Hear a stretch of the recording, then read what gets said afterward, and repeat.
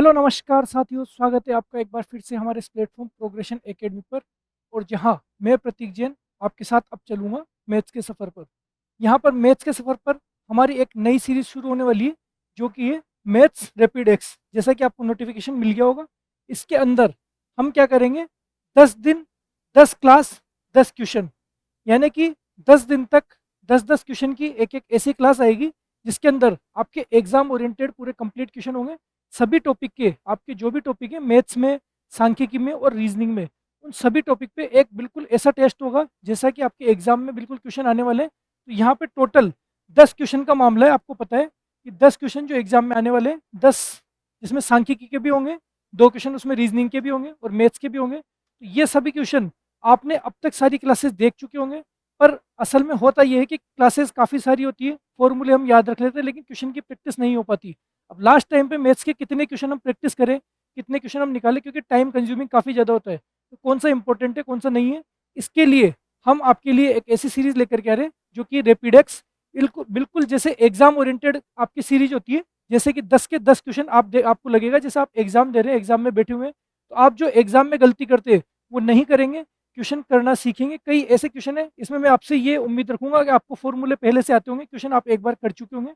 अब हम direct question करेंगे, बिल्कुल जैसे हम एग्जाम में करना है। और क्वेश्चन को बिल्कुल शॉर्ट ट्रिक से करेंगे कि कैसे हम टाइम कंज्यूमिंग क्वेश्चन को कैसे कम टाइम में कर सकते हैं। तो ये क्लासेस आपके एग्जाम के लिए काफ़ी महत्वपूर्ण साबित होगी।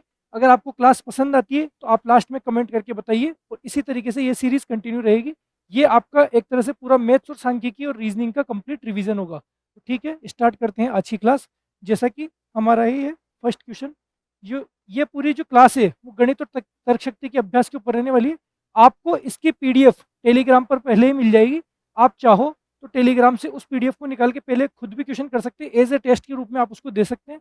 नहीं तो आप जब ये क्लास शुरू होगी, जैसे कि मैंने यहाँ स्टार्ट कर दी कि जैसे कि ये पहला क्वेश्चन है, तो आप क्लास को रोक करके पहले इस क्वेश्चन को पॉज करके आप खुद करने की कोशिश करेंगे। फिर ये नहीं होगा तब आप इसको क्लास को प्ले करके देखेंगे। बिल्कुल शॉर्ट क्लास होगी, फास्ट क्वेश्चन होगा। बिल्कुल शॉर्ट में किस तरीके से इस क्वेश्चन को किया जा सकता है, तो ये मैंने जितनी भी चर्चा थी आपको बता दी। आप खुद इसकी पीडीएफ में निकाल करके आप केवल फोन में आप देख करके इसके क्वेश्चन को कर लेंगे। 10 क्वेश्चन होंगे। अब एक एक टॉपिक का क्वेश्चन नहीं होगा, क्योंकि एक एक टॉपिक की आपने प्रैक्टिस खूब कर ली। मिश्रित क्वेश्चन होंगे सारे एक साथ। तो इससे आपको एग्जाम की अप्रोच बनेगी कि किस तरीके से एग्जाम में क्वेश्चन आने वाले। सारे मोस्ट क्वेश्चन हमने यहाँ पे कवर करेंगे।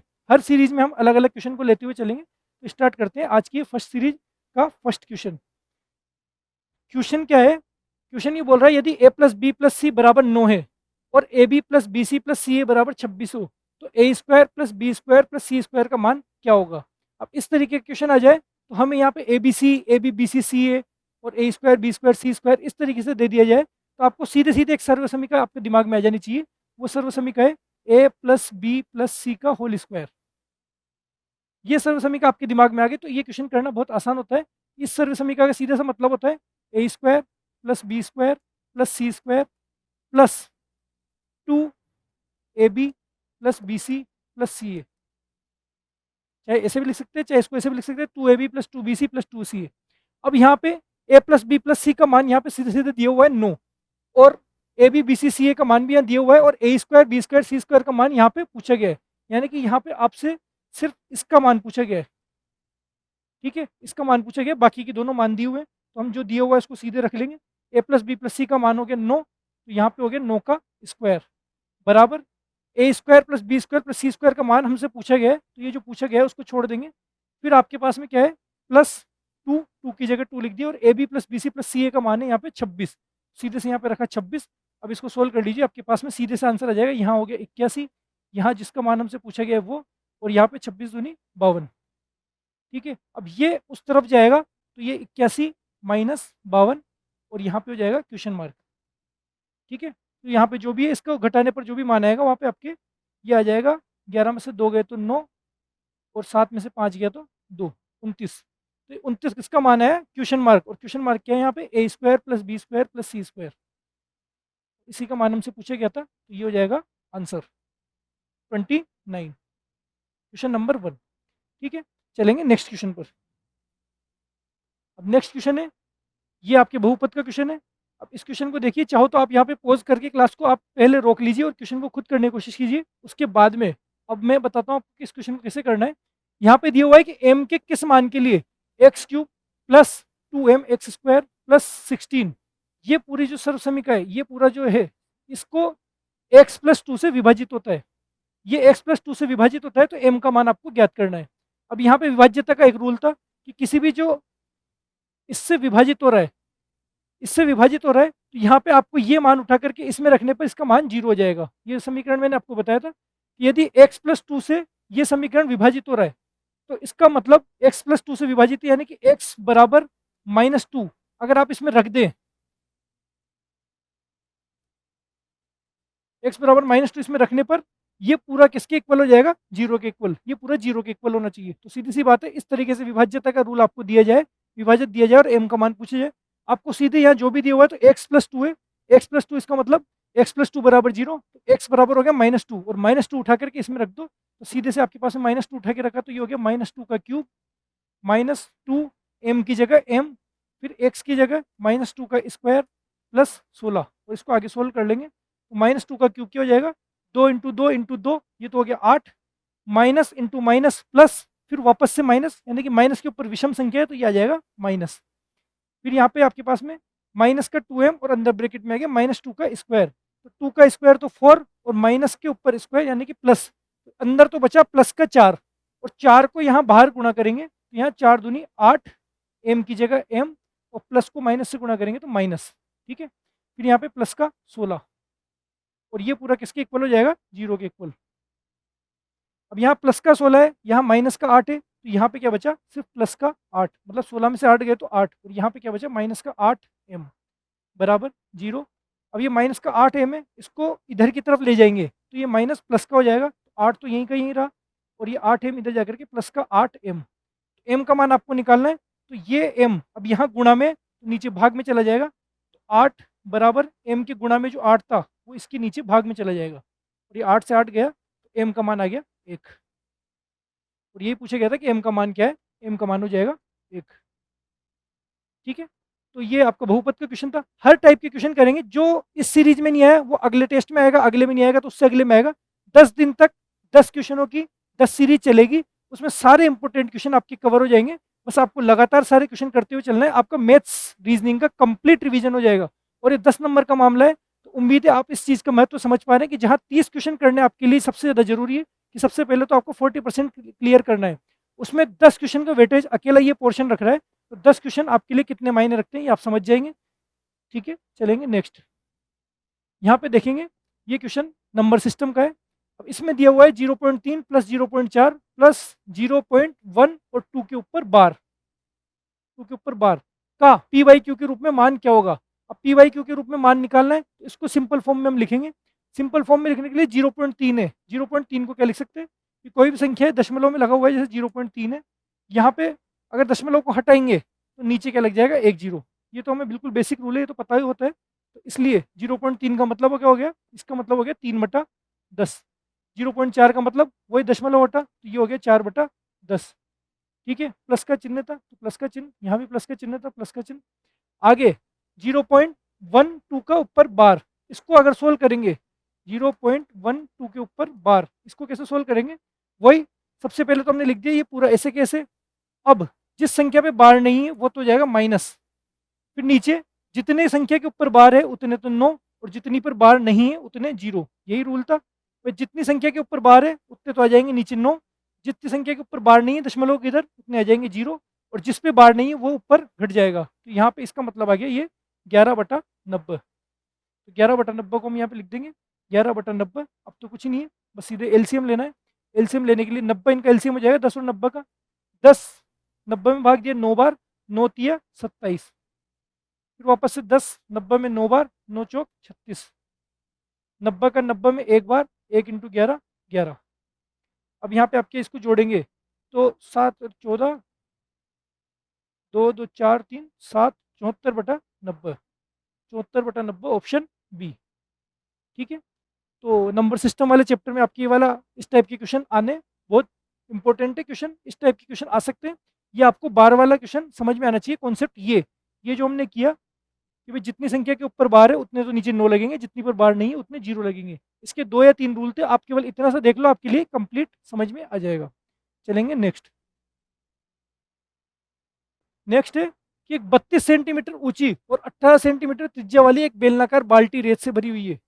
ठीक है, एक बाल्टी है बेलनाकार, उसको हमने रेत से भर दिया, कितनी, 32 सेंटीमीटर ऊंची और 18 सेंटीमीटर त्रिज्या वाली। ये 32 सेंटीमीटर ऊंची हो गई, 18 सेंटीमीटर त्रिज्या हो गई। अब ये रेत से भरी हुई है कंप्लीट, ये इसको रेत से भी भर दिया। ठीक है, ये भर दिया इसको रेत से। अब इसके बाद में क्या है, इसको जमीन पर खाली करते और 24 सेंटीमीटर ऊंची शंकु आकार ढेरी बनती है। इस रेत को हमने इधर खाली कर दिया और एक शंकु आकार की ढेरी बना दी। रेत को इधर खाली किया तो शंकु के आकार की ढेरी बन गई। उसकी ऊंचाई है 24। इसकी ऊंचाई कितनी है, 24। तो पूछे क्या है, इस शंकु की ढेरी की त्रिज्या क्या होगी। अब ये क्वेश्चन है जो आपको सबसे ज्यादा परेशान करते हैं, लेकिन ये क्वेश्चन आना कंपलसरी है कि एक क्वेश्चन इस टाइप का क्वेश्चन आएगा कन्वर्जन का। किसी भी एक आकृति को दूसरी आकृति में चेंज करवाने वाला क्वेश्चन जरूर आएगा। इसके लिए आपको इनके आयतनों के फॉर्मूले पता होने चाहिए, क्योंकि इसमें ज्यादातर आयतन ही काम आता है। अब यहाँ पे हमने इसके अंदर भरी हुई थी रेत, रेत भरी हुई थी, रेत को खाली करके दूसरी आकृति बना दी। तो यहाँ पे क्या काम आएगा, इसका आयतन, इसके आयतन को दूसरे आयतन में कन्वर्ट किया तो इसका आयतन बराबर इसका आयतन, दोनों आकृतियों का आयतन बराबर है, क्योंकि रेत उतनी थी, चाहे उसको बेलन की फॉर्म में रखो चाहे उसको शंकु की फॉर्म में रखो, रेत सेम थी। बस हमने किया क्या है, उसका आकृति का कन्वर्जन, यानी कि इसका आयतन बराबर इसका आयतन। बस इतना सा कॉन्सेप्ट आपके समझ में आ गया। तो ये क्वेश्चन सिर्फ 1 मिनट का क्वेश्चन है। कैसे कि बेलन का आयतन, बेलन का आयतन आपको पता है क्या होता है, पाई आर स्क्वायर एच। फॉर्मूले तो इसको याद होने ही चाहिए। बेलन का आयतन हो गया पाई आर स्क्वायर एच। फिर आ गया आपके शंकु, शंकु क्या है, 1/3 पाई आर स्क्वायर एच। शंकु का आयतन बेलन के आयतन का 1/3 होता है, ये हमने थ्योरम में देखी है। यहाँ पे ये तो हो गया पाई आर स्क्वायर एच और ये है 1/3 पाई आर स्क्वायर एच। दोनों का आयतन बराबर होगा, क्योंकि रेत उतनी थी, चाहे इसमें भरी हुई थी वही रेत इसमें कन्वर्ट हुई है, तो आयतन दोनों का बराबर हो गया, इसलिए इन दोनों को अगल बगल में रखेंगे। बस अब क्या है, अब तो उठा करके सीधे मान रख दो। यहाँ पे बराबर में तो पाई से पाई तो पहले ही कट जाएगा। ठीक है, अब बाकी का मान रख दो। इसकी आर, बेलन की आर क्या है, 18। यहाँ पे हो गया 18 का स्क्वायर, ये हो गया 18 × 18। और एच कितना है, एच है इसका 32, तो एच हो गया 32 बराबर, इधर क्या बचा 1/3।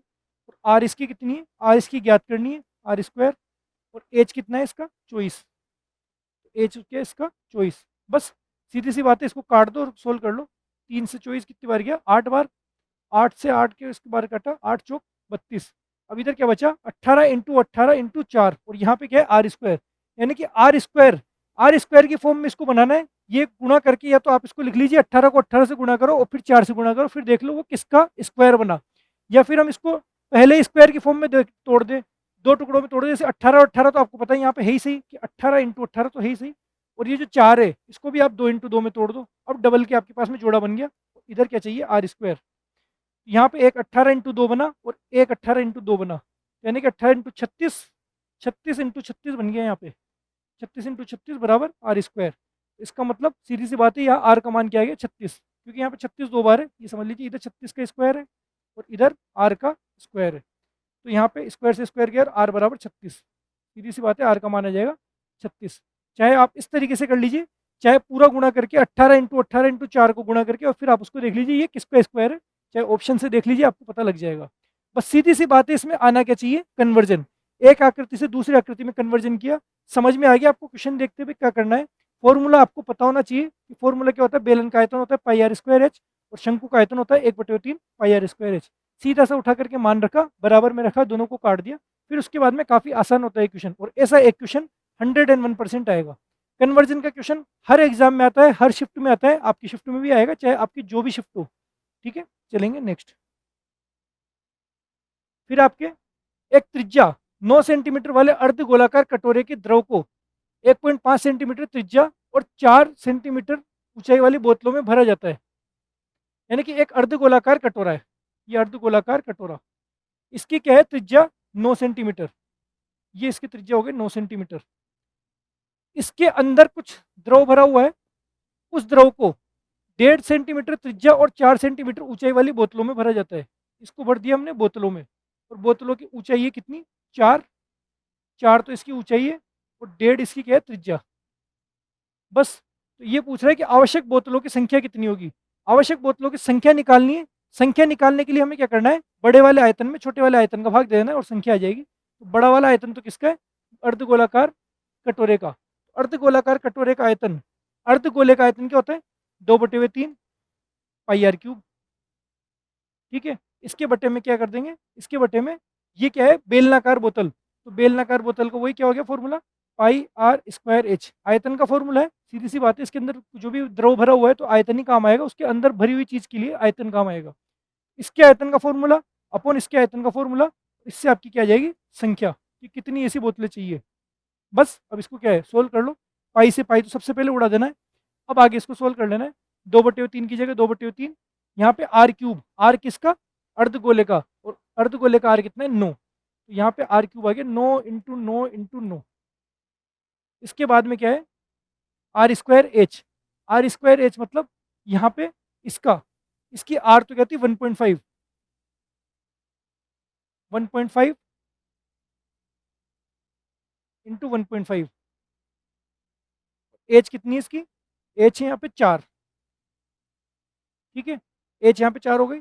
अब इसको सोल्व कर लेना है, बस सीधी सी बात है। 3 से 9 को काटा, 3 बार गया, 1.5 से 9 को काटा, यानी कि 15 छिक्के 90 और 15 छिक्के 90। फिर यहाँ पे 2 से काटा, 2 दूनी 4 और 2 तिया 6, कितना आया, 3 तिया 9 और 9 छिक्के 54, तो यहाँ पे संख्या आ गई 54, 54 बोतलें। बस सीधी सी बात है। फिर इसको करना काफ़ी आसान हो जाता है जब आप एक बार इस कॉन्सेप्ट को समझ लेते हैं कि यहाँ पे क्या है, अर्धगोले को, वही कन्वर्जन वाला ही क्वेश्चन हो गया। यहाँ पे अर्धगोले से क्या बना है, अर्धगोले को बोतलों में भरा है, अर्धगोले से बोतलों में भरा, तो यही हो गया कि अर्धगोले का आयतन पता है आपको, बोतलों का आयतन पता है। ठीक है, दोनों को ऊपर नीचे रखा, मान रखा और काट दिया, आखिर में आपके पास में आ जाएगी संख्या। ये काटापीटी करना तो काफ़ी आसान होता है, बस आपने एक बार ये स्टार्टिंग सही कर दी, स्टार्टिंग सही कर दी तो आंसर 100% एक्यूरेट आएगा। इस काटापीटी में इतनी गलती नहीं करेंगे आप। मेन चीज़ क्या है यहाँ पे, ये जमाना। ठीक है, चलेंगे नेक्स्ट। उम्मीद है आप क्लास को रोक करके ये क्वेश्चन को पहले करने की कोशिश कर रहे होंगे। वैसे मुझे उम्मीद तो बिल्कुल नहीं है, क्योंकि ज़्यादातर लोग इसमें जो क्लास देख रहे हैं वो सीधे के सीधे यहाँ पे जैसे मैं बता रहा हूँ उसको देखे जा रहे हैं, केवल ऐसा पढ़ने आते हैं जैसे कोई थ्योरी पढ़ रहे हैं, हिस्ट्री पढ़ रहे हैं, ज्योग्राफी पढ़ रहे हैं। ये मैथ से यहाँ पे आपको पेन कॉपी खुद उठानी पड़ेगी। अब भी आप बिल्कुल नकटे बने हुए हैं और इसको क्लास को रोक करके क्वेश्चन खुद करने की कोशिश नहीं कर रहे। मैं सही बता रहा हूँ, आपको क्वेश्चन खुद ही करना पड़ेगा, तभी पार पड़ेगी, क्वेश्चनों को देखने से पार नहीं पड़ेगी। आप हंस रहे होंगे, हंस रहे हो बेवकूफ़ों की तरह। मेन चीज़ क्या है, आपको क्वेश्चन खुद करना पड़ेगा। जो इसको खुद कर रहे हैं उनको ये क्वेश्चन हो भी रहे होंगे, जो पहले से खुद करते हुए आ रहे हैं उनसे क्वेश्चन हो रहे होंगे, और जो खुद नहीं कर रहे उनको क्वेश्चन काफ़ी हार्ड लगेंगे। बस ये क्वेश्चन देखना नहीं है, आपको खुद करने की कोशिश करनी है। जब नहीं आ रहा तब आपको इसको देखना है। ठीक है, अब ये क्वेश्चन है जैसे कि 7 सेंटीमीटर भुजा वाले एक ठोस घन में, एक घन है 7 सेंटीमीटर भुजा का, ये घन बना दिया, ये लीजिए, इसकी भुजा कितनी है 7 सेंटीमीटर। चित्र बनाना कोई जरूरी नहीं होता, मैं सिर्फ समझाने के लिए बना रहा हूँ, आप डायरेक्ट भी कर सकते हैं। 7 सेंटीमीटर भुजा वाला एक ठोस घन में 7 सेंटीमीटर ऊंची और 3 सेंटीमीटर त्रिज्या की शंकुआकार छेद कर दिया गया। इसमें एक छेद कर दिया गया, जो छेद कितना है 7 सेंटीमीटर तो ऊंचा, ये 7 सेंटीमीटर तो ऊंचा है, और 3 सेंटीमीटर त्रिज्या वाला, 3 सेंटीमीटर त्रिज्या वाला। तो ये जो छेद किया गया, ये इसको छेद भी कर देते हैं हम।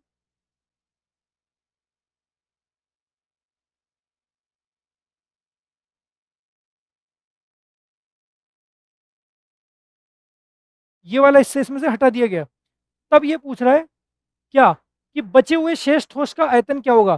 तो कुल मिलाकर के आपको क्या है, बड़े वाले ठोस में से अंदर वाला ठोस, बाहर वाले ठोस में से अंदर वाला ठोस घटा देना है, आपके पास में बचा हुआ आयतन आ जाएगा। ये पूरा कंप्लीट है। इस कंप्लीट में से ये वाला हिस्सा हमने हटा दिया, तो इसका आयतन माइनस इसका आयतन, बस आपके पास में शेष आयतन आ जाएगा। कि बाहर क्या है, ठोस घन का आयतन, तो घन का आयतन, और घन के आयतन में से किसको घटा देंगे, इसमें से घटा देंगे अंदर जो शंकु है उस शंकु का आयतन, शंकु के आयतन को घटा देंगे। दोनों का फॉर्मूला आपको आना चाहिए कि घन का आयतन क्या होता है, भुजा क्यूब, भुजा क्यूब माइनस शंकु का आयतन क्या होता है 1/3 पाई आर स्क्वायर एच, ये हो गया शंकु का आयतन। बस सीधी सी बात है, अब इसका मान रखना है। इसका क्या है, भुजा, घन की भुजा थी 7, तो यहाँ हो गया 7 का क्यूब माइनस 1/3 पाई का मतलब 22/7। इसकी आर क्या है, इसकी आर आपको दे रखी है 3 सेंटीमीटर की त्रिज्या वाला, और ऊंचाई कितनी दे रखी है 7। तो यहाँ पे 7 से 7 गया, 3 से 3 गया, अब यहाँ क्या बचा 22 × 3, ये पूरा घटाना है इसमें से, तब जाकर के आपका बचा हुआ आ जाएगा क्या, शेष। जितना भी आपका जो बचा हुआ हिस्सा है, ये वाला हिस्सा, ये वाला हिस्से का आयतन क्या होगा, ये कैसे आएगा, जब पूरे में से आप इसको घटा देंगे। तो पूरा तो है आपका ये 7 × 7 × 7, 7 का क्यूब होता है 343। तो 343 में से आपको घटाना कितना है, 22×3 = 66, 66 घटाना है, तब आपके पास में आ जाएगा आंसर। 13 में से 6 गए तो 7, 7, 277, 277 सेंटीमीटर क्यूब, क्योंकि आयतन है इसलिए 277 इसका आंसर आ जाएगा। उम्मीद है आपको ये क्वेश्चन कन्वर्जन वाले समझ में आ गए होंगे। तीनों ही क्वेश्चन हमारे लगभग कन्वर्जन वाले ही थे। एक में हमने आकृति का बची हुई आकृति निकाली, बड़ी आकृति में से छोटी आकृति। एक में हमने निकाली संख्या, इसमें संख्या निकालने के लिए क्या करना है, बड़े वाले आयतन में छोटे वाले आयतन का भाग देना है। और एक में क्या करा, एक आकृति को दूसरी आकृति में ढाल दिया, उसमें क्या करना है, दोनों आयतनों को बराबर में रखना है। फॉर्मूले आयतन के ही काम आए, फॉर्मूले याद होना है सबसे मेन चीज इसमें, ये कि फॉर्मूला आपको याद होना चाहिए। गिने चुने फॉर्मूले सामने रखोगे चिपका करके तो आपको याद हो जाएंगे। क्वेश्चन करना काफी आसान होता है, बहुत कम पैटर्न के क्वेश्चन होते हैं, क्वेश्चन यही रहेंगे, बस संख्या चेंज होगी। आपको मैं बता दूंगा एग्जाम होने के बाद में कि ऐसे ही क्वेश्चन है, सिर्फ संख्या चेंज हुई है। चलेंगे नेक्स्ट। अब क्या बोल रहा है कि एक कक्षा में 150 विद्यार्थियों का माध्य भार है 60 किलोग्राम, और लड़कों का माध्य 70 किलोग्राम है और लड़कियों का माध्य 55 किलोग्राम है। तो कक्षा में लड़कों की संख्या कितनी है। यहाँ लड़कों और लड़कियों की संख्या नहीं दी गई है, टोटल आपको दी गई है, टोटल 150 है। अब 150 टोटल का टोटल भार, माध्य भार दिया हुआ है 60 किलोग्राम, यानी कि कंप्लीट 150 जो बच्चे हैं उनका कंप्लीट आप माध्य भार निकालेंगे। माध्य भार मतलब सबके भारों को जोड़ा आपने और कुल 150 का भाग दिया, आपके पास में कितना आ गया 60। उनका माध्य निकाल लिया, तो माध्य इनको दिया हुआ है 60। तो 150 का माध्य तो 60 दिया हुआ है। अब ये पूछा है लड़कों का 70 है, लड़कियों का 55 है, तो लड़कों लड़कियों की अलग अलग संख्या क्या होगी, ये निकालनी पड़ेगी। तो इसके लिए आपको जो जो दिया हुआ है उनका आप यूज करो। ये सबसे पहले क्या है, 150 विद्यार्थियों का माध्य भार है 60 किलोग्राम, यानी कि उन पूरे कंप्लीट है, कंप्लीट का टोटल भार कितना है, टोटल भार, टोटल वेट अगर आपको निकालना है तो वही 150 विद्यार्थियों का 60 किलोग्राम है, तो टोटल निकालने के लिए वही 150 को 60 से गुणा कर दो, और ये आपके पास में आ जाएगा 15 छिक्के 90, और ये हो जाएगा 9000। टोटल तो इनका वेट है 9000 किलोग्राम। अब ये बोल रहा है लड़कों का तो कितना है 70, तो लड़कों का कितना हो गया, लड़कों का है 70 और लड़कियों का है माध्य भार 55, लेकिन इनकी संख्या में पता नहीं है, लेकिन हमें पता है टोटल कितना है 9000। तो लड़कों को मान लिया हमने 150 में से एक्स लड़के हैं, हमने ये माना कि 150 में से एक्स लड़के हैं, तो बची हुई क्या हो जाएगी लड़कियां। तो यानी कि अगर लड़कों के भार को हमने एक्स लड़कों से गुणा किया, कि टोटल लड़के कितने एक्स, और लड़कियों का भार कितना है 55, 55 को बची हुई से गुणा किया, बचे हुए कितने एक्स। अगर लड़के हो गए तो लड़कियां कितनी हो गई, 150 में से एक्स को हटा देंगे, तो यह हो गया लड़कियां हो गई 150 माइनस एक्स। ये तो हो गया लड़के और ये हो गए लड़कियां, ये लड़कों का भार ये लड़कियों का भार, इनको आपस में गुणा करके और जोड़ देंगे। ये लड़कों का भार और लड़कों की संख्या, लड़कियों का भार लड़कियों की संख्या, इनको जोड़ देंगे तो पूरी कक्षा के सभी विद्यार्थियों का भार का गुणा वो हमारे पास में है 9000, वो आ जाएगा हमारे पास कंप्लीट। इसलिए हमने कंप्लीट का गुणा पहले ही निकाल लिया, तो ये हमारे पास 9000 आ जाएगा। अब तो कुछ ही नहीं, अब इस इक्वेशन को सोल्व करना है और आपके पास में मान आ जाएगा। एक्स का मतलब है लड़के, और 150 में से एक्स घटा दोगे तो आ जाएगी लड़कियां। आपसे लड़के पूछे लड़कियां पूछे, आप इसको इक्वेशन को सोल्व करके निकाल सकते हैं। और इसको इक्वेशन को सोल्व करना तो बाएं हाथ का खेल है। 70x प्लस 55 × 150, 55 × 150 माइनस 55x बराबर 9000। ठीक है, 70x में से 55x गए, यहाँ तो बचा आपका 15x बराबर आपके पास में इस तरफ 9000 है तो 9000, और ये जो 55 × 150 है ये इधर आकर के हो जाएगा माइनस का, और इसको आपस में गुणा कर लेते हैं। गुणा करने पे ये आ जाएगा 15×5 = 75, 15×5 = 75 और 7 = 82, ये आ जाएगा 8250। इसको इसमें से घटाया तो आपके पास आ गया 15x माइनस 750, और x का मान आ गया वही 15 का भाग इसमें दे देंगे तो आ जाएगा 15×5 = 75, x का मतलब आ गया 50। यानी कि लड़कों की संख्या हो गई आपके पास में 50। अगर पूछता है इसमें लड़कियों की संख्या क्या है, ये आपको देखना है कि पूछा क्या है, लड़कों की कि लड़कियों की। लड़कों की पूछा है तो संख्या हो गई 50, लड़कियों की पूछता तो टोटल 150 है, इसका मतलब लड़कियां हो जाती है इसमें 100। ठीक है, उम्मीद है आपको समझ में आ रहा होगा। चलेंगे नेक्स्ट। नेक्स्ट अब ये पाई चार्ट का क्वेश्चन है। क्वेश्चन क्या दिया गया, अब इस क्वेश्चन को देख के डरना नहीं है, ये क्वेश्चन सिर्फ टाइम कंज्यूमिंग होता है। अगर आपके पास में टाइम कम है तो पहले इस क्वेश्चन को छोड़ देना, लेकिन बाद में आखिरी में इस क्वेश्चन को डेफिनेटली करना है, इसमें ई भरने की जरूरत नहीं है। ये क्वेश्चन आपसे सभी से हो जाएगा, चाहे मैथ्स आपको आती हो चाहे नहीं आती हो, काफी इजी क्वेश्चन होते हैं। देखेंगे कि 1800 छात्रों का प्रदर्शन श्रेणियों में निम्नलिखित वृत्त आरेख में दिया गया है, तो किन दो श्रेणियों को मिलाकर के छात्रों की संख्या बी और ई को एक साथ मिलाकर के दिए गए छात्रों की संख्या से 54 कम है। ये बोल रहा है जो ऑप्शन दिए हुए हैं इन दो में से किन दो को मिलाने पर, मतलब ये दो दो के जोड़े, दो दो के जोड़े दिए हुए, इन दोनों का योग, इन दोनों के योग से 54 कम है, 54 कम है। तो पहले तो हम देख लेंगे इन दोनों का योग क्या है, बी और ई। आपको ये अगर कलर नहीं भी दिख रहे होंगे तो मैं बता देता हूँ, बी और ई। तो बी तो है आपका ये वाला, ये है आपका बी, और ई है आपका ये वाला, ये ई है, ये ए है, ये सी है, और ये डी है। ठीक है, ये बोल रहा है बी और ई, बी और ई का मतलब हो गया 27% और 8%। 27 और 8 हो गया आपके पास में ये 35%। ठीक है, बी प्लस ई। अब क्या बोल रहे हैं, बी और ई के टोटल से 54 कम हो, इन दोनों से 35% से 54 कम हो, तो ऐसी कौन सी संख्या है इन दोनों में जोड़े में से। तो 54 कम हो तो सबसे पहले हम देखते हैं कि इसका मान निकाल के देखते हैं।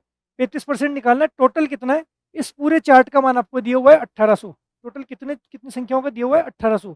अगर ये 1800 छात्रों का प्रदर्शन है तो 1800 का 35% हम सबसे पहले निकाल लेंगे कि 1800 का 35%। और वो कैसे निकालेंगे, 1800 इंटू 35/100।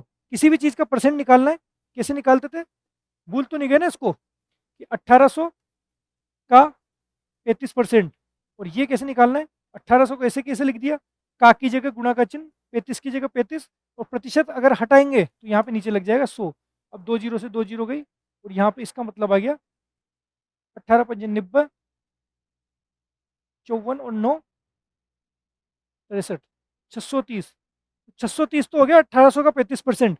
इससे 54 कम हो, इससे 54 कम हो, तो इससे 54 कम कर देंगे तो ये हो जाएगा लगभग आपके 76, 576।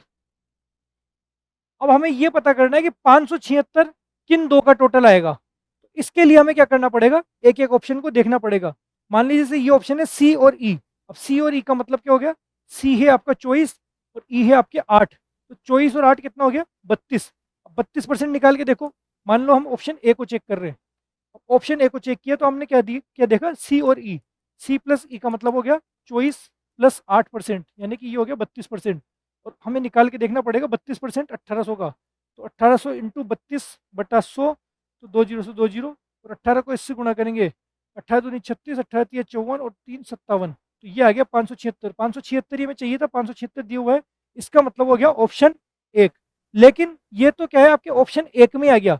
अगर एक में नहीं आकर के 4 में आता तो ये क्वेश्चन काफी लंबा हो जाता। एक के बाद 2 को चेक करते, 3 को चेक करते, 4 को चेक करते, और इस तरीके से आप गुणा कर करके इस तरीके से करते, तो ये काफी लंबा क्वेश्चन हो जाता। तो कुल मिलाकर के क्वेश्चन आसान था लेकिन टाइम कंज्यूमिंग था।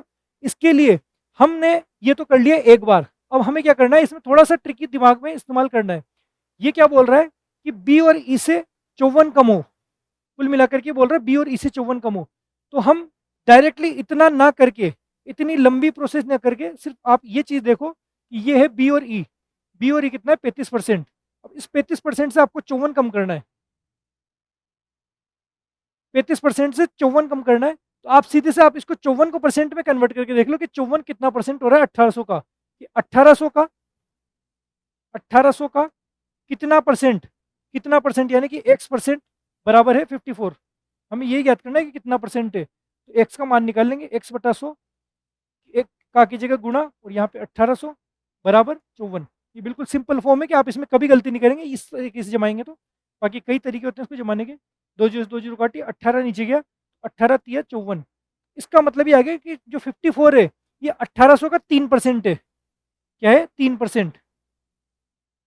54 है, ये 1800 का 3% है, यानी कि बी और ई का टोटल जो 35% आ रहा है। तो हमें ये ज्ञात करना है कि बी और ई के टोटल से 54 कम, यानी कि बी और ई के टोटल जो 35% है, इस 35% से 3% कम, यानी कि 35% से 3% कम ये कौन सा वाला है। हमें ये ज्ञात करना है कि 32% कौन सा वाला है। बस अब काफ़ी सिंपल हो गया, हमें ये ज्ञात करना है कि 32% कौन सा वाला है। जो जो ऑप्शन में है वो सीधे सीधे जोड़ के देख लो कि सी और ई, सी 24 है, ई 8 है, तो 24 और 8 ये हो गया 32%। ठीक है, तो वैसे तो हमारे पास आंसर आ गया, पर और भी देख चेक कर लेते हैं। बी और डी है, बी और डी क्या है, बी 27 है, डी 11 है, तो 27 और 11 कितना हो गए 38, तो ये है आपका 38%। तो ये आंसर नहीं होगा। ये 38 आ गया, कोई 42 आएगा, कोई 45 आएगा, तो परसेंट तो हम सीधे सीधे जोड़ करके इसमें देख सकते हैं कि परसेंट में, तो हमने इसको संख्या में कन्वर्ट नहीं करके उल्टा इसी को परसेंट में कन्वर्ट कर लिया, जो कि काफ़ी आसान हो गया। इस तरीके से अगर क्वेश्चन आए तो आप कैलकुलेशन की जगह थोड़ा सा दिमाग इस्तेमाल कर लें, लेकिन ये चीज़ कब होती है, जब आपने प्रैक्टिस की हो। प्रैक्टिस नहीं की हो तो आपको ये चीज़ नहीं दिखेगी, और वैसे भी आपके पास में टाइम हो तब तो ये क्वेश्चन करना काफ़ी आसान होता है, लेकिन अगर टाइम कम हो, टाइम नहीं हो, पेपर में टाइम कंज्यूमिंग हो, तो आप इन क्वेश्चनों को सबसे आखिरी में करें। मैथ्स के क्वेश्चन टाइम कंज्यूमिंग होते हैं, तो आप इनको कब आखिरी में करें, ताकि बाकी का पेपर आपका नहीं छूटे। बाकी के पेपर में हो सकता है कि आपको और सब्जेक्ट में क्वेश्चन आ रहे हों, ठीक है। अगर मैथ्स में आपको नहीं आ रहे तो आप उसको एक बार छोड़ करके बाद के लिए रख लें, ठीक है। चलेंगे नेक्स्ट। अब ये देखते हैं, ये रीजनिंग का क्वेश्चन है जो कि सीरीज का क्वेश्चन है। रीजनिंग में आपको पता है हमारे सिर्फ 5 टॉपिक बचे, पांचों टॉपिक सभी के सभी इंपॉर्टेंट है, सभी से क्वेश्चन आने की संभावना है, और सभी की क्लासेज आपको यूट्यूब पे करवा दी गई है। यहाँ पे देखेंगे सीरीज है 54, 149, 294 और 489। अब यहाँ पे हम देखेंगे इसमें डिफरेंस। अब यहाँ ये न तो किसी चीज़ से गुणा हो रहा, भाई 54 के बाद में 149 तो ठीक है थोड़ा सा बड़ा, 149 से 294, 294 से ये, तो ये न तो स्क्वायर हो रहा न क्यूब हो रहा। स्क्वायर क्यूब होता तो ये काफ़ी तेजी से बढ़ते हैं। 54 का स्क्वायर यहाँ पे 4 संख्या में आ जाता है, 6 से 5 से 6 संख्याओं में आ जाता है, ऐसे बहुत बड़े बड़े आते हैं। गुणा भी होता तो काफ़ी ऊंचे ऊंचे जाते, जैसे 149 के बाद में 294 गया, ज़्यादा बड़ा भी नहीं गया। तो इसका मतलब हम सबसे पहले इसके बेसिक स्ट्रक्चर क्या होता है, इसका डिफरेंस निकाल करके चेक करेंगे। इसका और इसका डिफरेंस कितना है, 54 और 149 का। 149 से 54 को अगर हमने घटाया तो 9 में से 4 गया तो 5, 14 में से 5 गया तो 9, यहाँ पे आ गया 95 का डिफरेंस। इसका डिफरेंस अगर देखें, इसका डिफरेंस आएगा आपके 149, 294, ये आ गया आपका 145 का डिफरेंस, ठीक है। फिर इसका और इसका डिफरेंस देखा, इसका और इसका डिफरेंस हो गया आपका 195 का डिफरेंस, ठीक है। डिफरेंस एक बार निकाला, आपको कुछ कुछ देखने को मिला कि यार 95, 145, 195 कुछ सिमिलर सा बन रहा है, तो आप इसी का ही एक बार और डिफरेंस निकाल लो। 95 और 145 कितना डिफरेंस हुआ, 50 का। 145 और 195 कितने का डिफरेंस हुआ, 50 का। तो अब हमारे पास में एक सीरीज बन गई कि 50-50 का डिफरेंस आ रहा है, फिर उस डिफरेंस को और अगले में जोड़ते जा रहे हैं, तो यहाँ पे क्या होगा, एक और बार 50 का डिफरेंस बन जाएगा, और ये 150, 195, 50 का डिफरेंस अगर जोड़ा तो यहाँ हो गया 245, और 245 को आप इसमें जोड़ देंगे अगले में, तो ये हो जाएगा 489 प्लस 245, जो भी होगा यहाँ पे आंसर आ जाएगा 437, 734, ठीक है। तो इसमें आपको दिमाग लगाना है, सीरीज के क्वेश्चन आप प्रैक्टिस करेंगे आपको काफ़ी आसानी से हो जाएंगे। सबसे मेन चीज़ आपको पहले देखना है कि सीरीज कितनी बढ़ रही है। अगर काफ़ी जंप ले रही हो तो हो सकता है वहाँ पे स्क्वायर क्यूब इस्तेमाल हुआ हो। अगर नॉर्मल जंप पे आपके नॉर्मल नॉर्मल दूर जा रहे हैं, तो यहाँ पे आप एक बार डिफरेंस से चेक कर लेंगे, इससे इसमें डिफरेंस कितना है, इससे इसमें डिफरेंस कितना है। एक डिफरेंस में समझ में नहीं आ रहा तो अगला डिफरेंस निकाल करके चेक कर लेंगे। इसमें भी नहीं आ रहा तो और अगला भी निकाल सकते हैं, वो आपकी दिख जाएगा, दो में ही दिख जाएगा वैसे, तो ठीक है। क्वेश्चन सिंपल था, चलेंगे नेक्स्ट।